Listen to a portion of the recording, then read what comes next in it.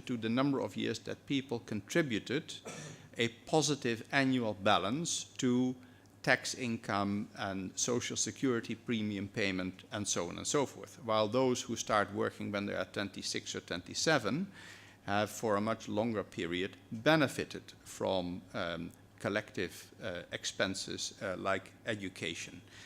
Also, their work is lighter in general. There is a positive correlation between intellectual and office work on the one hand and life expectancy on the other. That's a fine message for us as we are sitting here.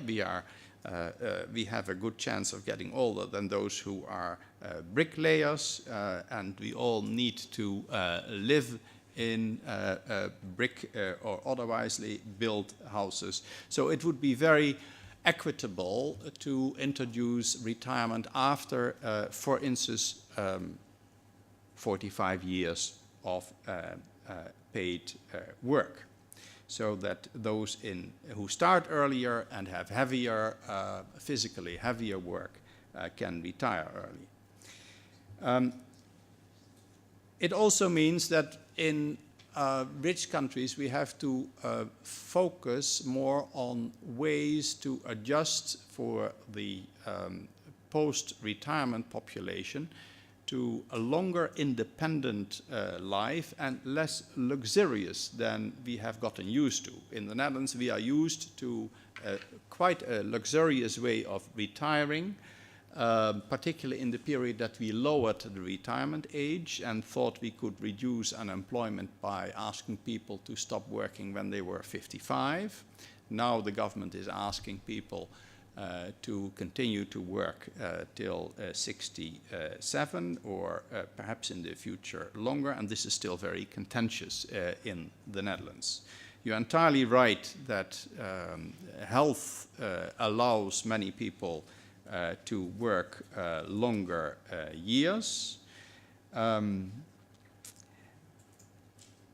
relation to this, we should also adjust, I think, the income expectations of post-retirement age, and think about broadening the financing of retirement schemes, collective pensions in the Netherlands called the AOW, changing the fiscal basis and also including those post-65 as contributing to the amounts needed to pay all this. Otherwise, we get an increasingly uneven distribution of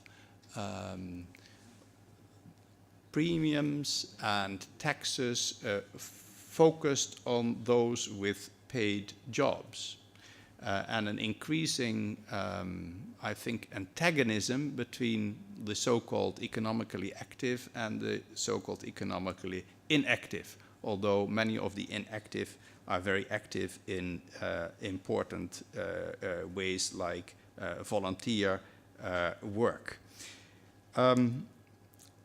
It is outside tonight's subject, but I would like to mention it anyway because it is related to this subject, that we need, in relation to the demographic questions, also to adjust to a much lower energy consumption per capita.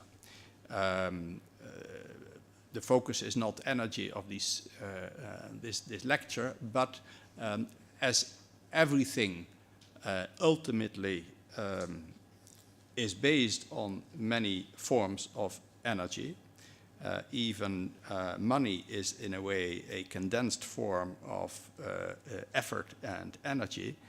The crucial question to a more balanced global society in the future is a much higher energy efficiency.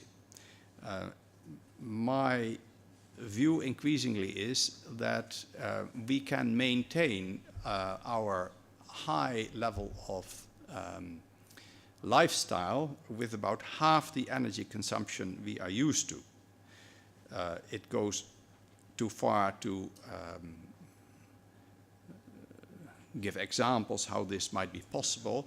We tend to focus on our energy discussion on alternative sources of energy, on solving the climate change risks by carbon dioxide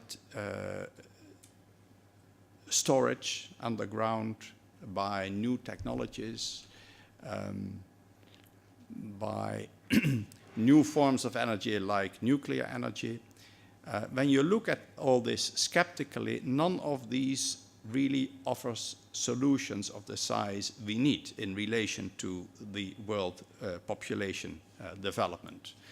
Most of these technologies that we count on, most of these economic solutions that we count on are entirely unproven and are still in the realm of wishful thinking. And I think it is very urgent to say this, because there is a lot of fake policy in this area. We think that the very serious question of climate change and carbon dioxide emissions can be tackled by cutting emissions through selling emission rights. Actually, none of this works up till now. None of this has led to any actual reduction of carbon dioxide emission. And I think many governments and international organizations have led us on the wrong path. There is no escape from a reduction in energy consumption. It seems entirely unrelated to the subject of your speech, but at the same time it is very much related, because a combination of energy depletion and a vast increase in world population is a formula for disaster, and that we should avoid. Thank you very much.